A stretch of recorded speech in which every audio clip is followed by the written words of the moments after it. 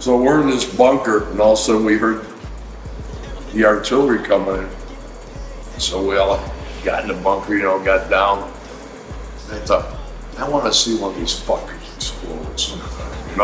That's got to be cool, So I'm standing up, looking out the bunker. This rocket's coming, all of a sudden it blows up, and swing, goddamn piece of shrapnel like that comes flying right by my ear and stuck in the wood in the bunker. If I would have been over a couple inches, I would have lost my face. Living life to the max, just like my podcast.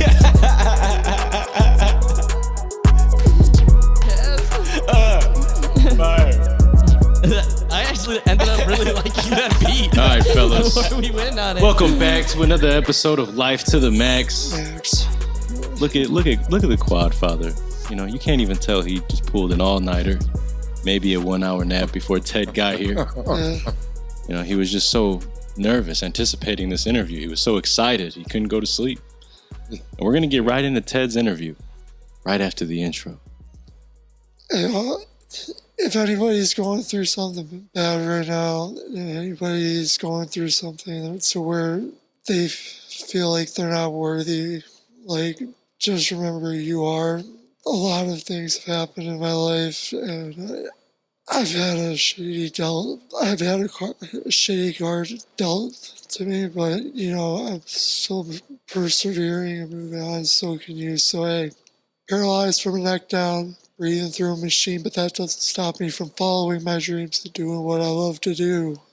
I don't got an excuse, and neither should you. Let's get into this episode. You fucking grunt. I'm proud of it. We don't get many other soldiers on the show, so Max is definitely excited. I'm not a soldier. You're a veteran. I'm a Marine. All right. Soldier's Army. Okay. I stand corrected. I know nothing. I need you to educate me. Okay. I need you and Max to educate me. I'm just the average he's Joe. He's a soldier. No. Soldiers are Army, man. You know that, Max? You know what? You're a devil dog. There you go. You're a devil dog. You're the few that you know why the Marines are called the few and the proud is because you're fucking stretched out. That's what happens when you don't sleep, Max. You missed the punchline. I know. Come on, try again. The people want to hear it. No, I can't. Well, Ted, introduce yourself to me and the people. I've only seen you around a couple parties. I noticed you were driving up in a American flag wrapped vehicle. Yeah, that my vehicle. It's the side of it's got a section of the Vietnam Wall, and the day I got hit over there, September 26th, I got 7 of my men were killed, and their names are all in bold on there. Then nice. I got the POW flag on there from my dad. He was a POW in World War II. So you got the people that you served with that you lost on your vehicle. Yeah. That's awesome. Yeah. I like that. Some of them. It's more than just a decoration. Yeah, it's, I had on my first car, I had the wall on there, and when I bought this second car, I felt guilty. I'd go up, grab the car handle, get in the car, and I didn't see the guys on there, and I felt guilty, man. Nice. Weird, so I did it again. Oh, man. So getting this rap, you don't feel guilty anymore? No, hell no. It makes me feel good. Nice. Exactly. Nice. Think of them every day. I like that. I can salute to that. I like that. Yeah, it's really awesome of you to let their legend live on, even though it was a shitty war. Yeah, it was. Yeah. Tell us a little about Vietnam. I don't know. What do you want to know about it? The women. It was hot. The women. The women. Never touched them. We were training in boot camp. Hate the Vietnamese, the gooks, and I never touched them. I'd rather shoot them. Took a left turn. Hey, be truthful on Life to the Max. That's what it's about. Yeah. So when did you join the military? When did you join the Marine Corps? I went in December 19th, 66. December Before Christmas. 1966. So that's like towards the end of Vietnam, right? Vietnam ended like 70s. Yeah, 74. 74 with Nixon. Yeah. Well, okay. So, what were you? And you didn't get drafted, you said. No. There was a lot of people who got drafted, right? Yeah. I went in when I was 17. I had a little problem in high school and was asked to leave early, so what the heck, I was going to go in the Marines when I graduated, so I just went in early. So why the Marines? Why not the Army? The best. Screaming Eagles. The best. I wanted nothing but the best. I wanted to go to Nam and fight, and I wanted the best training I could get. So I went in the Marines. When people got drafted, could you tell the difference between the people that... I was literally just about to ask. Me and you on the same level. Could you tell the difference between the people that wanted to be in the military and the people that were forced to be in the military? Because I would imagine if a bunch of people got drafted, were forced to go in the military, then you'd be fighting alongside a bunch of cowards that really didn't want to do it. You know, that's a good question. I don't know. I know when I was in Nam, we ran into one of the guys, and I don't know if he was drafted or not, but he was a coward. I guess when shit hits the fan, you know, you got to do what you got to do. Yeah, I guess. yeah. What about boot camp? Like, you know, were there any people that you can tell that, oh yeah, he got drafted? No, not really. Really? Wow, I thought there would be. I thought there would be like some like pompous bitch just like sitting around like saying, why am I doing this? I think that'll be the case if we got drafted today. I think these generations, but I think back then everybody was pretty much on the same page, like we're fighting for our country. Yeah, you know, our parents all did it, and we felt that was our obligation to go in when this war broke out. Yeah, like in World War in history, in World War II, when we ended the war in World War II, there were people coming home like kissing in New York City, random girls. When people came home from Vietnam, Random.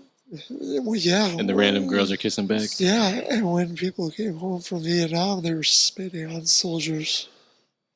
Did you know that? No, I thought you were talking about the same thing coming home from Vietnam. No, it was a whole different slide. You don't know about Kent State? Max, I don't know anything. I'm just you don't know about the Tell me about it. Okay, I mean, I don't know much. I mean, I know it. I know the history of it, but Kent State University, that they were doing a protest on the Vietnam War, and like I guess like a few people got shot. I mean, Bunch of hippies.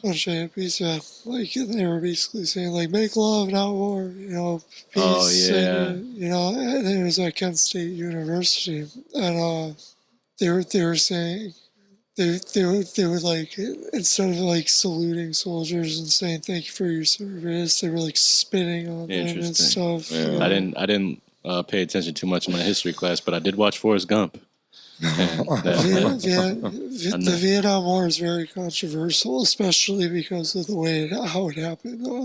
Because JFK dies, right? So JFK dies in 1963. Okay, the war is like brewing in 1961, I believe. Okay, right. So the reason why we invaded Vietnam is because of the Gulf of Tonkin resolution, which is where there's this conspiracy that that a Vietnamese ship shot down an American ship. And that was an act of war. And that's why we went to Vietnam. And it was because of Lyndon Johnson.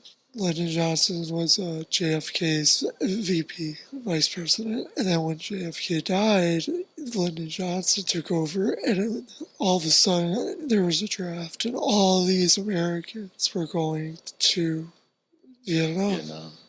Yeah, I heard that conspiracy about that Gulf of Tonkin, that it wasn't Vietnamese that shot that. It was us that did that. I don't know why he wanted to go to war. Why? It's because of it's because of the Truman Doctrine. The Truman Doctrine is we will not let other countries fall to communism. They started that war because of the money they made on it. There were a lot of politicians that made buku money on that war. Well, 100%, I agree. War makes money, especially if you're the person making the money. But so JFK was focused on the space race. He wasn't focused on Yeah. war, you know. But Lyndon Johnson was focused on the Truman Doctrine, which basically was we won't let other countries fall to communism. Hence, like going to Korea in 51, 53, we did that because we didn't want them. We didn't Right. want South Korea to fall to communism yeah. from North Korea, from the North Vietnamese army and the Viet Cong. You know, when you guys were over there, because it wasn't fair when you were over there, because you had people in like uniforms, and then you had people that were regulars that could be the Viet Cong. Yep. So you could get ambushed by people that are being nice to you. It's fucked up. Like with the things I've read about the Vietnam War, it just makes me so angry because there's like, I mean, like, yeah, you got experience and stuff, but it was a war that we shouldn't have done. And just like the Korean War, so like the Korean War is always looked at as the forgotten war. Right. No one talks about Korea. And that was a hell of a It war, was a hell of a too. war. Yeah, it was, and it's still a war. There's no. It's still going. They just stopped. There's a ceasefire. I mean, the war is still going on in Korea. There's just a ceasefire. You know, that's why there's the demilitarized zone. That's like the most guarded place in the world. Really? Yeah. And, Max knows his history. yeah, it sounds like it. Yeah. So, when you went, so you joined the Marine Corps. Did you go infantry? Oh, yeah. You know, I got out of boot camp, and they sent me to the air wing, and I hated it. My instructor was a sergeant, and I kept telling him, I says, you know, I hate this shit. I says, I'm going to be on a boat with a bunch of squids. I says, I joined Vietnam to go over to Nam and fight. I want to be a grunt. And he told me, he says, if you go to Vietnam, I'll see you back here in the hospital someday. Because that was, you know, they only had 2 big hospitals down there in Memphis, Tennessee, and Great Lakes. So anyways, I had a week to go and graduate, and I would have went to a squadron. I found out guys that were flunking out of school were getting sent to Lejeune for the grunts. So you No flunked. brainer. I just flunked out. And you know, this is a God's truth. After I got blown away, I was back in a hospital in Memphis. And I ran into that sergeant. He was a staff sergeant. I said, hey, staff sergeant, you remember me? He says, yeah, you're Biever. I remember you. I told you I'd see you back here. That's hilarious. Yeah. That's funny as hell. So boot camp now is considered like mediocre in the United States. In my defense, like, and I was just wondering, like, what was boot camp like back then when going into Vietnam? Like, what was the protocols? Were drill sergeants allowed to hit you? Drill instructors, I'm sorry, that's what Marine Corps people call it. Yeah, DIs, yeah. DIs, yeah, I got that, right? Were they allowed to, like, hit soldiers? Like, where was it long days? Did you guys rock a lot? Did you bleeding? Like your boots, were they bleeding? Like, No, stuff like that. You know, they legally back then, they weren't allowed to hit you either. You know, when I went in 66. But they weren't supposed to hit you because we had this one DI come up and he'd start yelling in your face. Then he'd stop. He'd look to his left and look to his right. And we knew we were going to get nailed then because he was looking to see if there were any officers around, you know. But they beat the hell out of us every day. We get hit for something. Well, yeah, that's crazy because, I mean, it's not allowed. And right now, I don't know if you know this, but the Army is paying for a person to, if they want to transition into a man or a woman, and they're paying for them, and they don't have to deploy. You know, Trump stopped that shit. Did He stopped that, but I don't know. It must have came back again because the Navy's got one of them transvestite or whatever as a poster on a poster. Yeah, Do you believe true. that? No. That's unreal. On propaganda People don't for the believe Navy? me. Yeah, Wow.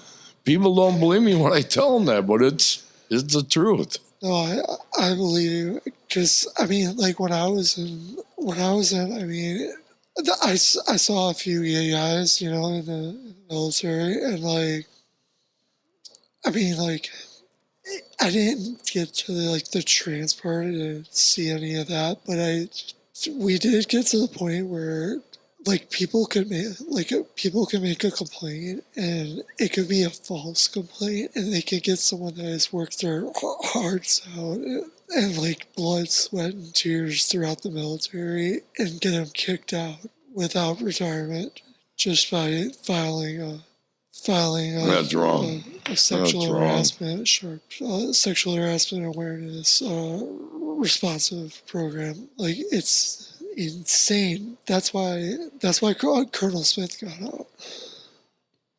That's He wrong. said the army changed. You know, when I was working with Illinois Department of Veterans Affairs, I had a lot of guys that come to my offices, have been in for 6, 8, 10, 12 years, and they get out.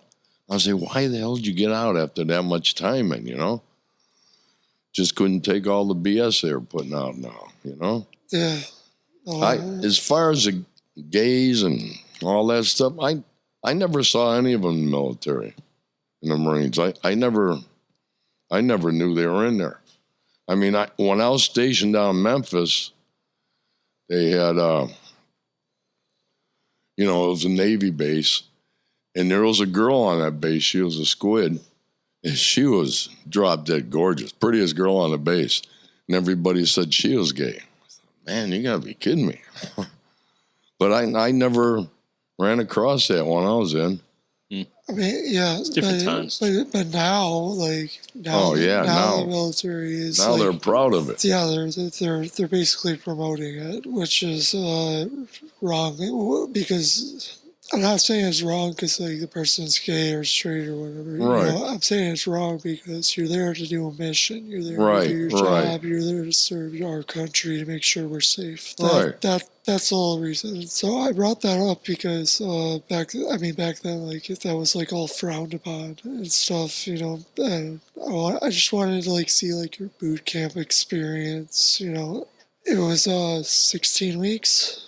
Yeah, and right when I went in, the group of guys that came in right after I went in, they graduated before we did because they cut the boot camp down because they needed the guys over in Nam.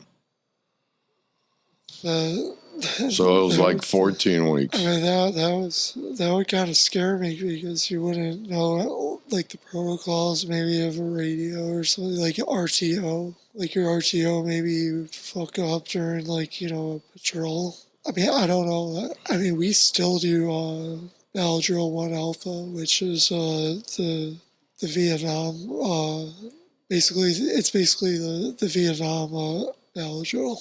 It's where you fire your machine gun. That's a hot minute with the machine gun M40, M240 Bravo, and then after that, Alpha Squad, Alpha Squad would start shooting, and then they would do a ceasefire. Then there would be a flank on the right or the left, and that would be Bravo Squad, and they would do that, and then they would do a lace to see liquid ammo, casualties, and equipment after the whole thing, and then they had to. You had to burn all the weapons too, right? Is that true? Burn them. Yeah, their weapons. You weren't you had No, to hell burn no, them. we didn't burn them. That's what we have to do nowadays. Really? Yeah. Hmm. So okay, so you get deployed to Vietnam. What year is this? 68. 68. Okay, so you joined in 66. It takes 2 years for you to get to Well, Nam. I was, 67. I was in boot camp because, I went in 66, a week before Christmas. I was in boot camp in 67. I was down in Memphis for a while and then got kicked out of there. So I went to Lejeune and I was in a weapons platoon, 106. And I went on a cruise, and all the guys on the cruise, they'd all been to Korea or Nam. They're all old salts, Yeah. And then after the cruise was over with, I was 18, so I got orders for Nam. So I went through advanced infantry training again, and got shipped over to Nam. When you went through the advanced infantry training, was that at Fort Polk? No, it was Fort Polk, down in Louisiana? Pendleton. No, it was down in Pendleton. Where's Pendleton? Camp Pendleton in California. California. So, okay. When I was on the cruise, I went through jungle warfare school that the Army ran. Yeah. You're welcome. That was pretty cool. Yeah, it's funny, man. And I've got a picture of it, too. They had the Green Beret were running. They were all the instructors, And they had this one guy stand there telling us, had a snake, he's talking to us, telling us how, if you ever get bit by a snake, don't jerk your hand back because his fangs going this way and it'll rip your hand apart. Sucker got bit.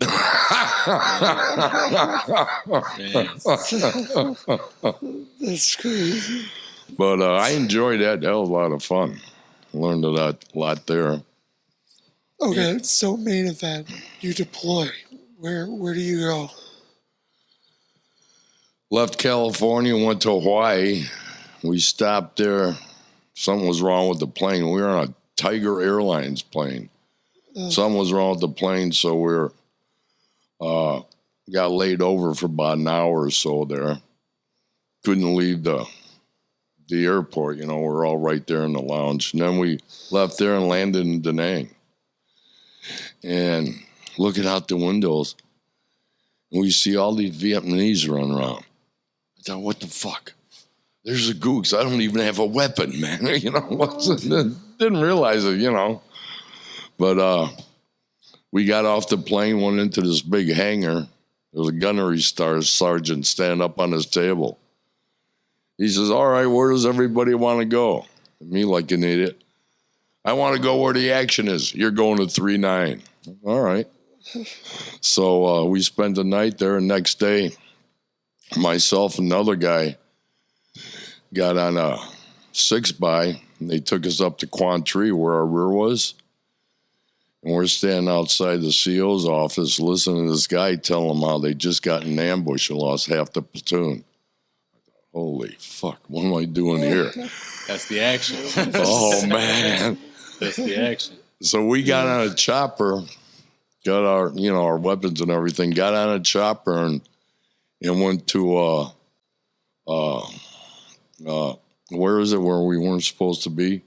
Laos, yeah. Laos? Yeah. We weren't supposed to have been in Laos, and that's where they took us. Chopper took us to, dropped us off there on top of this hill. It's raining out, nobody's around, and we took our ponchos off and put on the weapon. All of a sudden, this guy comes climbing up the hill. He says, take that poncho off that weapon. The rain ain't going to hurt it. And it was our squad. We started there, and we did nothing but hump all day long.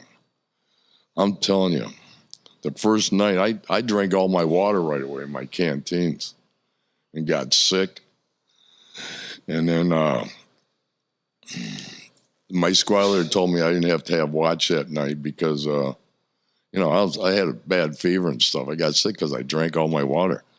Interesting. So he told me I didn't have to stay up and have watch that night. Well, one of the guys in the hole fell asleep. And right before that, this one guy, Miller, one of his good buddies got killed by a gook because somebody was sleeping on watch, and they cut his throat. And he thought it was me. So him and I started getting in a fight. And then the squad leader broke it up right away. Well, later on, it turned out good. He was a good buddy. He was from L.A., Lower Alabama. The guy that fell asleep and got his No, the guy that accused me of falling asleep that we okay. almost got in a fight, that I almost got in a fight with. Uh-huh. And real hillbilly. Hell of a nice guy, though, man. He knew his shit, you know? Yeah. And his dad used to make moonshine, and him and his brothers ran it. That's what he did before he came into the Marines. Nice. Yeah.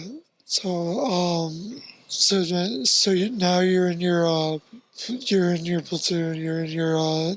Did you have a triangle patrol base? Quantry was our rear. Okay. Yeah, but we only never been back there, you know? So I was only there 6 months when I got hit and got sent back to the States. Was it like 50% security at night, or what was it, like 80% Oh, yeah, it security? was pretty secure back in Quantry, I'm sure, you know? I'm talking about when you were in the field. Oh, when you hell were in no. the forest. Hell no. It was never secure, you know? We had to set up, make a perimeter and dig our fighting holes and sit in them all night. Okay, so it was 100% security. Like, as in, like, everybody was up. Oh, yeah. Hell yeah. Yeah, we had to keep people awake. I mean, we were up north. You know, down south, they got Viet Cong. You know, they're farmers and that, and they farm during the day and go out and fight at night. Yeah, you had the North Vietnamese Up north, yeah, it's the Army. North Vietnamese. And they're trained. They're good. They know what they're doing. I was in a fighting hole one night, and we'd set up claymores out in front of us, you know. And I'm sitting there in the hole, and I heard this noise. And I grabbed the hell box. I was getting ready to fire it, you know. What's a hell box? That's how you fire the claymore. Oh, okay. And the guy in the hole with me says, Biever, get your ass down. He says, just get down. So I got down. Fire in the hole, and we fired it. Came flying back towards me. So what do? They switch the claymores around? Yeah, they turn it around. Damn. Face us, and then they make noise. And if you're a boot like I was, you know, you get blown away. How did they? I thought claymores go off when you get close to them. How did they somehow? No, you got a wire, and it's got a little like square box. Yeah. It's not like Call of Duty. Hey, Max, what I say in the beginning? I don't know anything. All right, You're fucking talk to me. moron. Talk to me. You're moron. You want to be a history professor, but you're over here insulting the students. What's going on? I mean, I did Fucking call- moron! I'm not insulting you. I mean, would you think it was Bluetooth or something? I thought it was fucking like landmines. You know, it's censored. It's fucking. You get near it, it blows up. I don't know. Damn. Sorry, I'll stay quiet. All right, so Well, they got trip flares too. You got to, you know, Yeah. they have a line out, and you got to step through it for it to go off, you know. But these are ran by they had a cord. And, so you're in your patrol base. Do you have vehicles, or are you just on your no, feet? hell no. We walked So you walked. So you walked to where? everywhere. Everywhere. Yeah, just, you know, it was stupid. We'd be walking, and we'd get hit, and we'd take a hill, maybe lose a guy.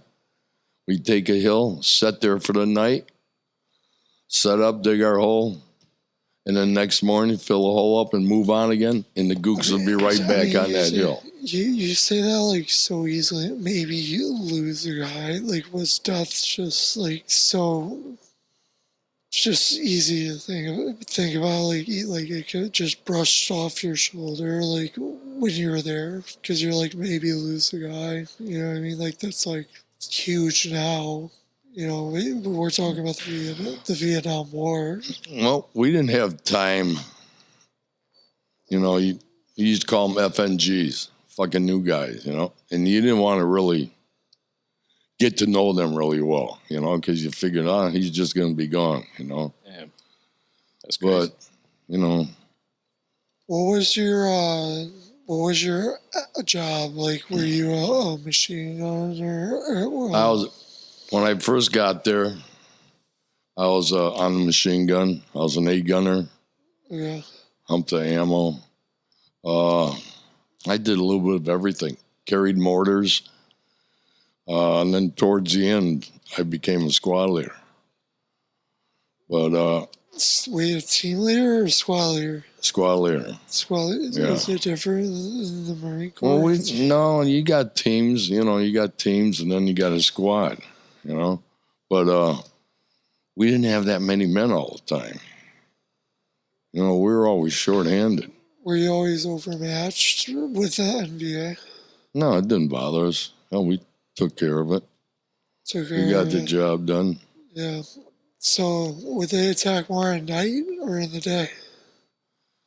It was both. A lot at night was kind of cool because they'd smoke that opium, and you could smell that. And when we smelled that at night, we knew we were going to get hit first thing in the morning, And I was on the 60 one time, machine gun. And I swear to God, when they started charging us, I swear to God, I had to put 20, 30 rounds in this gook, and he just kept coming. I was scared to death. I said, what the hell I got to do to stop this dude? Wow. That's crazy. Because they get high on that, and they just keep coming. And you're in the middle of the jungle, right? Yeah. You're not like even close to like open land. It's just trees and jungle and wet. Elephant grass. Yeah, they have elephant grass 7, 8 feet tall. Man. And there's a lot of traps everywhere, right? Well, that's mostly down south. Okay. They got some, but most of those are all down south. That would terrify me. I know a lot of people got addicted to drugs in Vietnam. Was that mostly down we south? sat outside the Ville one time. It was Clue. There was a little river going through. And we sat out there one night.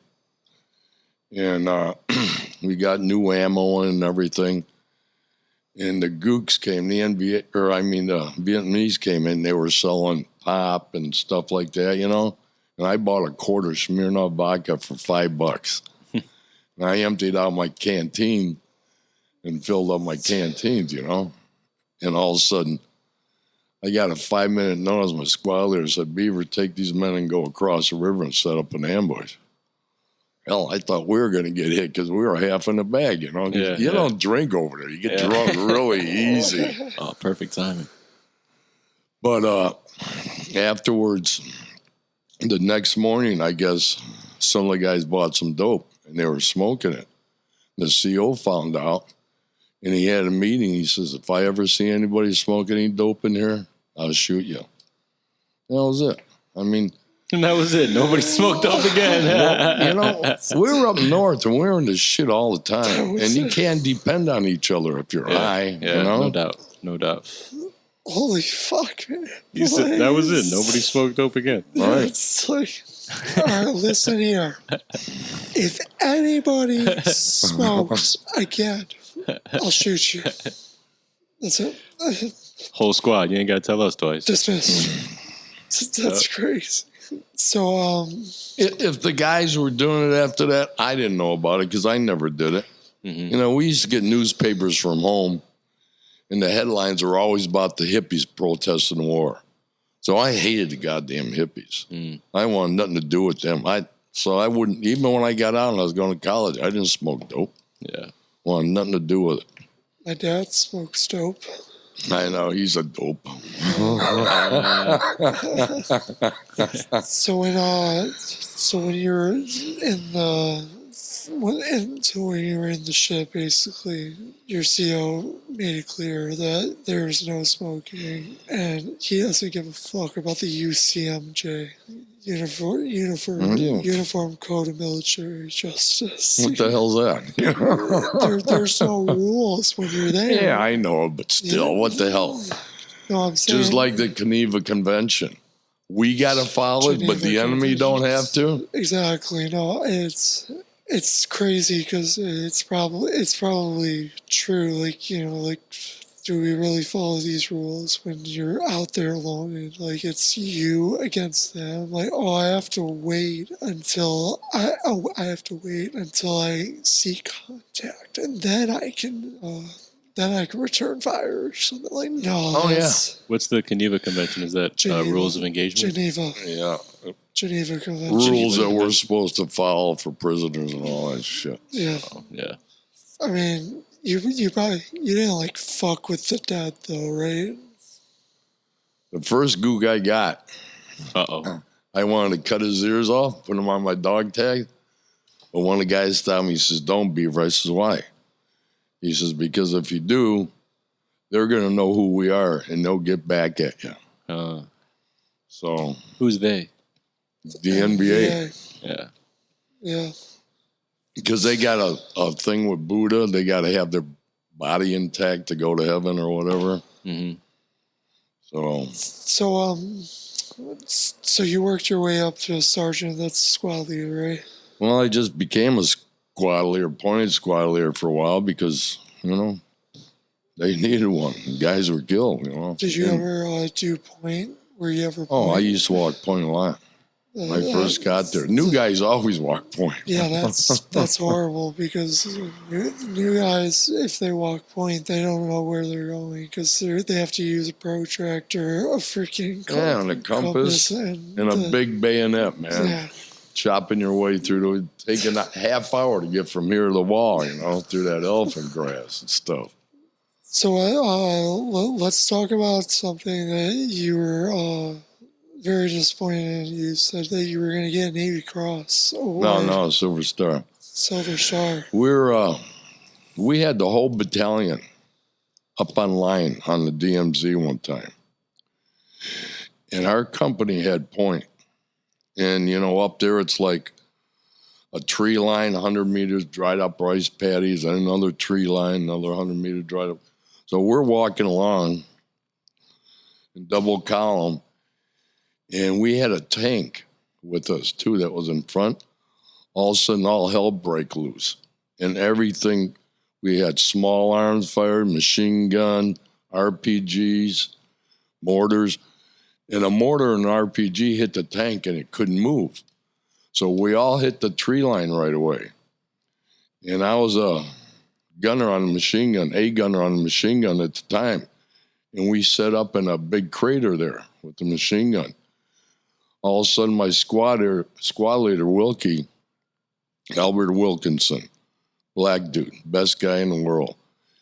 Him, Charlie Brown, Philip Deese, and myself. He called us over. He says, "Come on, Miller's laying out there in the middle." He was the guy I almost got in a fight with the first day, Miller's laying out in the open. He can't move. Every time he moved, he gets shot. He got shot 6 different times. So we got up in line and charged a machine gun. And we'd run around 10, 15 meters and hit the deck and reload and throw a grenade. I'm up, he sees me, I'm down. That type of shit. Like you're running. I'm up, he sees me, I'm down. You get down, right? Yeah. I'm up, he sees me, I'm down. The what? I'm up, he sees me, I'm down. It's a drill. It's a drill in the military that you're basically talking about. Oh, okay. So we're running, and when we hit the deck to throw in another magazine, somebody threw a frag, and all of a sudden the guy ran out of frags. He says, Wilkie says, "Who's got a frag?" I says, "I got one." He said, "Throw it." So I pulled it off my belt. I couldn't get the cotter pin out because we used to bend the ends around the spoon so it wouldn't come out when we were walking through the jungles, Yeah. So I'm pulling. He says, "Throw the frag." So I bit the ends together to straighten the cotter pin out. "Throw the goddamn frag." So I threw it. And then we were close enough. We got in there by the machine gun. And there was one there, and I don't know if I got him or one of the other guys got him, but we shot him. Another one started taking off down the trail. And I started to chase him. My squad leader called me back. He says, "Forget it, Beaver. They're going to have an ambush set up down there." So we went back with our group. They called the chopper and the medevac Miller, and they brought us more ammo. We're sitting there reloading our magazines. And I was thinking about it. I could hear the bullets cracking by my ear when I was running, charging a machine gun. And I'm standing there shaking so bad thinking about it. And I looked at Wilkie, my squad leader. I says, "Them son of a bitches were trying to kill me." And he started laughing. "Welcome to Vietnam, Beaver." But some guy came up to us and said, hey, you guys did a good job. I thought he said you're going to get a medal. One of the other guys says you're going to be put in for a Silver Star. What the hell? What's a Silver Star? We didn't know what that meant, you know? Well, nobody ever got anything. I checked into it because I worked for the VA, you know? I got everybody's record, you know, and checked into it. None of us ever got anything. Wilkie, the squatter, he died about a year after I found him. He's dead. Charlie Brown died in school. Deese and I are the only ones left. And I checked everywhere. I had a senator check on it. I've had people check on it. I even got, when I was in a hospital, the colonel of the base of the Marines and the Navy base, his name was Colonel J.P. Bruce. I even got a hold of him, called him, because he called me and Charlie Brown was in the hospital too. Same time me and Miller were. Ran into him. And this colonel called me and Charlie Brown in and said all of us were put in for the Silver Star. I even got a hold of that colonel. This is 20, 30 years later. And the day I got a hold of him, his wife told me, I'm sorry, we just call hospice in on the colonel. So, but I talked to one of our officers. He was a brigadier general at the time when I talked to him. I told him the story. And I think he was the guy to put us in for it, but he doesn't remember it. And he told me, he says, you know, after you got hit, we had a big flood back in Quantrine. A lot of records were lost. If the records were lost, how would this colonel know it back in Memphis, Tennessee, and be able to tell us we were put in for? Yeah. So I checked everywhere. I even have 2 senators check on it for me. They can't find nothing. Nobody can find anything. Do you know if Miller made it since he got evacuated? I was literally just about to ask that. Well, it's funny you ask that because I know he was living in Florida. I was down in Florida one time. My sisters lived down there. And we were down in Florida, and I was thinking about him, and I called him up. Here, he only lived about 10 minutes away from my sister. Wow. So he came over, partied with us that night. What a Hollywood story. You start off, you get into a fight with the guy, you save his life, and then you party with him 10 minutes away from your sister's house. That's crazy. A few years later. Yeah, more than a few years later. Yeah. And then we were all going, my family was all going down to the Keys to celebrate. My nephew was getting engaged to his girlfriend. So he went down there with us and partied with us. So we had a great time. And then next time I went to Florida, I went over to his house, and his wife says, oh, I'm sorry, Dan, I got divorced. All right, do you know where he's at? No, but I got a hold of him, and he was doing really bad, and he just passed away here about a year ago. Miller? Yeah. That sucks. I'm sorry to hear that. Yeah. Rest in peace. Rest in peace. That's all. I mean, it's crazy how that all perspired, you know. Oh, really? So when is this when you got hit? We were taking a hill that evening, and the gooks were dug in good, and we couldn't get up the hill, and it started getting dark, so we set in. Well, next morning, we had a squad leader meeting, CP group, and all of a sudden a mortar round came in, landed on the other side of the hill, or I mean on the other side of our CP group. So we all took off and ran to our fighting holes. I'm in my hole, I got my helmet on, my flak jacket halfway on. I stand up, one of my men is standing up, and I'm yelling at him, get his ass down. About that time, a round went off right next to me. It blew me over on top of Kit and my radio man. And I got up, and I see just dust flying everywhere and dirt, you know. And I looked at my arm, and I thought I was going to lose my arm because all you could see was meat and blood hanging all over it, you know. Yeah.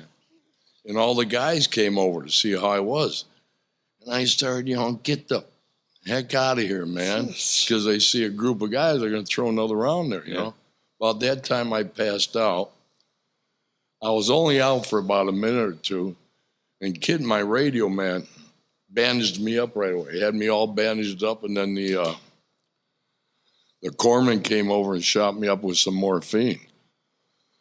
Well, Kid helped me up to the CP group on top of the hill, and they called in a chopper and medevac me out.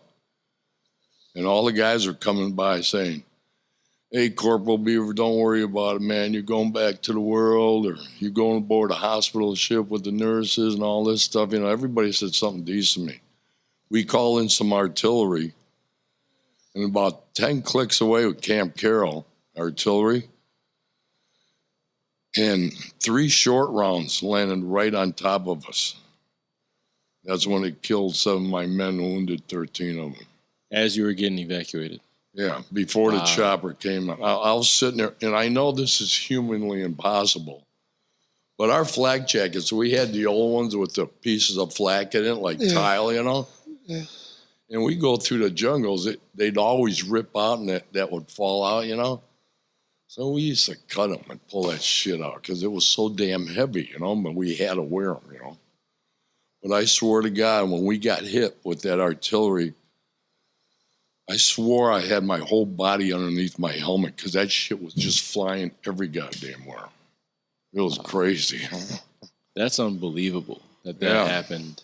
So you they got, so you got shot and you lost all your men. Huh? So you got shot. They said they were giving you all praises, saying you're about to go see some hot nurses, and this and that. You're going back to the mainland, all this stuff, blah blah blah, and then something terrible happens. Right. And that's why they're wrapped on your car. Yeah. That's the guys that got killed. So when you went to the hospital and everything, was everything all fine, or did you have like that guilt that sometimes people feel, like the guilt, like, oh, I wish I would have. Oh, hell yeah. They took me, they choppered, they call them more choppers, obviously, take all the guys out, you know. Then finally I got choppered out, and they took me to the rear in Quantry, and I guess they operated on me there. The last thing I remember is right after I got hit and all the guys got killed, you know. But they took me to Quantry and operated on me there, and then took me out to the USS Repose hospital ship. And I'm laying on the rack, and all of a sudden I wake up, and there's this nurse sitting on the end of my rack. And I wake up, and I see her, and she says, "How you doing, Marine?" I said, "Ma'am, I wouldn't be sitting there if I were you." She said, "Why?" I said, "You know how long it's been since I seen a round eye?" And she started laughing. And then the officer, the Navy officer, came up to me. He says, "I got some good news for you, Marine." I said, "What's that, sir?" He says, "You're going back to the world." I said, "Excuse my language, sir, but bullshit bandaged me up. I want to go back with my men." Hell yeah, I didn't want to leave. Well, I had all my buddies back there. And that was negative, right? You weren't allowed to do that. Well, I didn't get it. I was in a hospital 3 months. I went to, from the Repos, I went up to the Philippines, a hospital up there. And I was in the room with another Marine and a Korean Marine. That guy was crazy, man. Tell us about him. He couldn't speak English. And the Korean Marines are bad. You know, their officers have to have a certain degree in karate. They've got to know a couple of different languages and all that. He was an officer, but he couldn't speak any English. We had a Playboy from downstairs. So we'd teach him how to say certain words on the female body, you know. And I had bandages all over my arm, my side. I got hit from my knee all the way up my face. And they used to come in and have to change the bandages 3 times a day. Mm-hmm. And the nurses, they'd come in and they'd soak them down, take the Band-Aids off, put new ones on. But the Air Force nurses, guys, they'd come in and just rip them off. And it kind of goddamn hurt, you know?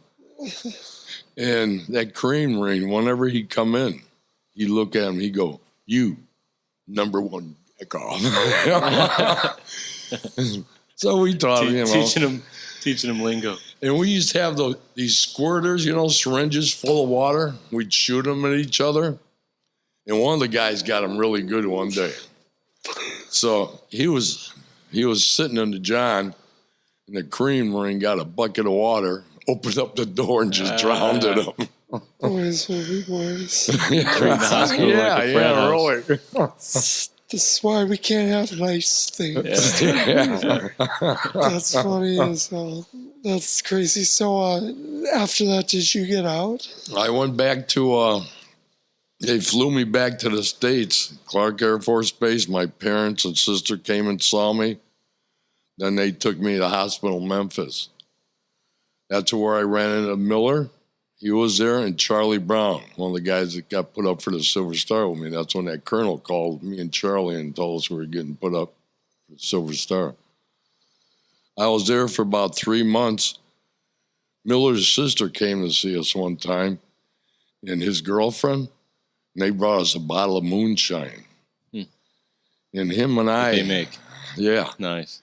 Him and I snuck out of the hospital one night and went over to the EM Club with the girls. Had that moonshine with us. Oh, man. We got in a fight that night. And next morning, when the doctors come by, my eye was all bloody and shut, you know. And the doctor says, "What happened to you, Marine?" "Tripped over my footlocker, sir." That's funny. That's funny as hell. That moonshine gave you strength, huh? Oh, So- man. So like. So okay. I was after that. I got stationed out at TBS, the basic school in Quantico. Okay. I was an instructor for boot DIs. I used to give classes on all the weapons the Marine Corps had, Okay. and that was skating duty. I really liked that. Yeah, teaching people is like the greatest thing. When I was in the military, I loved teaching and like, you know, motivating people to like not be like me, but to you know, get physically fit, you know, be proud of yourself, be proud of how you shoot, you know, Yeah. like, because I want to make sure the dude next to me is confident that he's going to be able to hit the guy that's Exactly. trying to kill me as well, Oh yeah. you know. So, I mean, that's the same thing. I mean, Afghanistan's a whole different animal compared to Vietnam. I mean, Vietnam was insane. Like, from the books I read, like, the things they carried. I don't know if you've read that book. But No. you don't look like a person that reads books, but... I don't like reading. I fall asleep when I start reading. Yeah. But you like partying. And yeah, it's kind of crazy because my dad met you, and I'm a vet. I'm like kind of a vet. Well, you're a vet, period. What do you mean, kind of? I didn't go overseas, man. So what? You're still a veteran. A veteran is a person that served in the military and got honorably discharged. Yeah, but you gotta understand, like, I felt like I was practicing for football, right?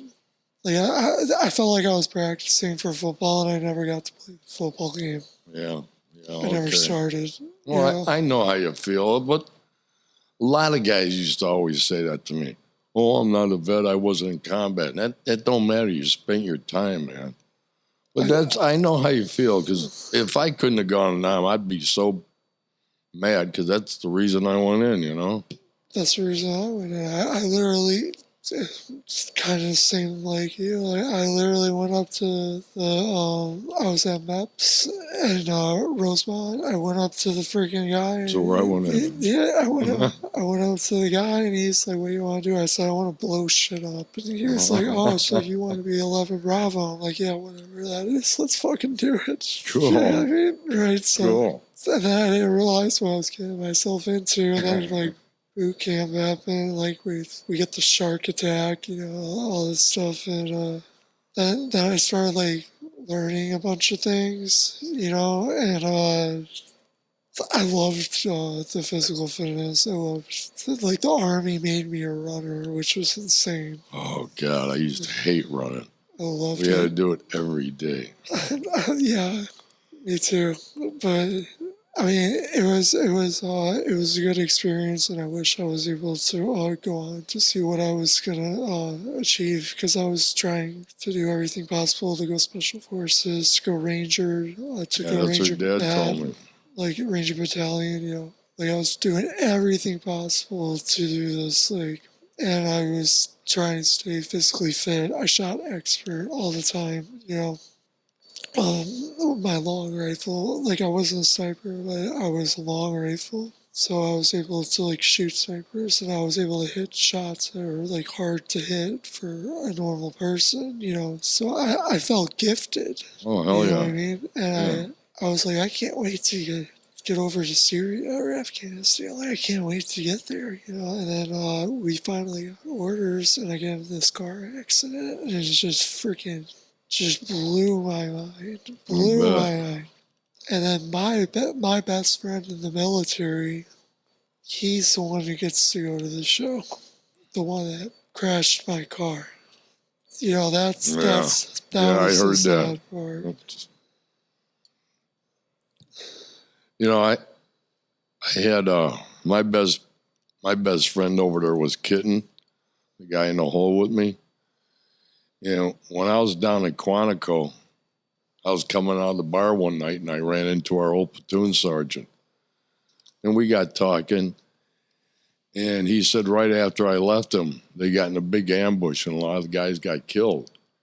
And I asked him, I said, how about Kitten? Did he get it? He says, yeah, I think he did. So all these years, I thought he was dead. And finally, one day when I was at work, I wasn't really busy. So I called the VA. I had his copy of his DD-214, his service number, and all that stuff. Called the VA, asked if they had a file on him, because he had 2 Purple Hearts. And he says, yeah, we got a file. I says, I need his name or phone number. Oh, we can't do that because of the Privacy Law Act. I says, what state does he live in? They say Connecticut.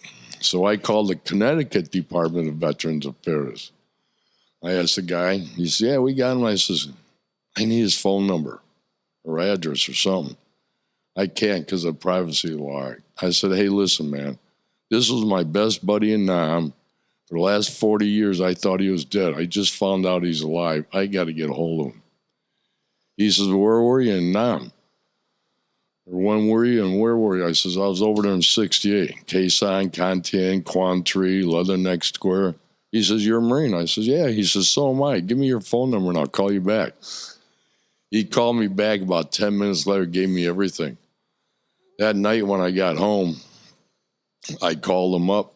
His daughter answered the phone. I said, is Mike there? She said, he's sleeping. I said, wake him up. She said, who is this? I said, tell him it's Ted. He comes to the phone. I says, how the hell you doing, Mike? He says, good. And he started talking. I said, you know who this is? He says, yeah. I said, who? He said, Ted so-and-so. I said, no, it ain't. Well, who the heck is this? I says, were you over in Nam with the Marines with 3968? He says, yeah. He says, who is this? I said, first platoon, first squad? He said, yeah. Who the F is this? And I says, did you have a nickname named Kitten? He said, God damn it, is this Biever? And man, I almost started crying. We talked for about an hour. He came out to visit me one time. And I've got a buddy that I met through my office. He was in the lead Humvee on a 50 cal in Mogadishu. So you know what the hell he saw. Yeah, I do. But he's a really good friend of mine. So when Kitten came to see me, I had a party. And he was there too, you know. And back then I had a fighting hole dug in my backyard. Nice. Right by the lake there. And we had a big party that night. Next morning, kitten stand by the back door. He says, "Hey, Biever, come here, look at this." I looked out there. There's Brad Paulson. He says, "There's your buddy laying in a fighting hole. He slept there all night." And he says to me, he says, "I'm going to call him Darby." And ever since then, from Darby's Rangers, ever since then, his nickname's Darby. The Darby Queen. That's the course or whatever, the physical course, the obstacle course. It's called the Darby Queen. Oh, really? Yeah. Yeah. Huh. Yeah, I learned a few things for the year and a half. Well, they had some Darby Rangers or something, didn't they? Back in World War II? Or? So there's Darby, and then there's Mountain Phase, and then there's Florida Phase. So there's 3 phases of Ranger School. So Darby and the Darby No, Queen. I mean they had a group of guys Oh, that's probably why it's called Darby's Rangers. That's probably why it's called Darby then. Okay, yeah. Darby Phase. Yeah. But hey man, it's been great having you. Yeah, thanks for sharing your story. Yeah, That was definitely impeccable. I feel like Hollywood could make a movie out of that story you just told. Yeah. But Life to the Max got it first, so we thank you for that. So are you living life to the max? Oh, yeah. Hell yeah. I'm very fortunate. There were 4 different incidents in Nam where I should have been killed, and I'm here. And I've got a really close family and really good friends, like your old man. I love the hell out of that guy. And I'm very fortunate. Yeah. We're all glad you're still here, and we're glad you're at this table sharing your story. Well, thank you. Do us a favor. Look in this camera, say your name, and say you're living life to the max. Ted Biever, living life to the max. It's such a crunch. It's like, yeah, I'll do exactly what you just said. I'll break down Barney style. All right, man. Thanks, man. Hey, thanks, Max. That was great.